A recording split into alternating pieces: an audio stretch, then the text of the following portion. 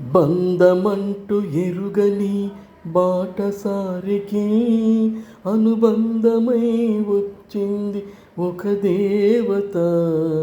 ఆ ఆ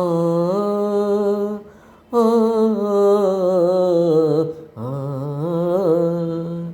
బంధమంటూ ఎరుగని బాటసారికి అనుబంధమై వచ్చింది ఒక దేవత.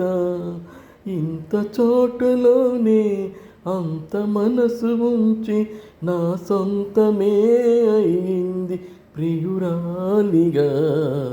ముద్దబంతి నవ్వులు మూగ బాసలు మూసి ఉన్న రెప్పలపై ప్రేమ లేఖలు చదువుకునే మనసుంటే ఓ కోయిలా మధుమాసమే అవుతుంది అన్ని వేళలా.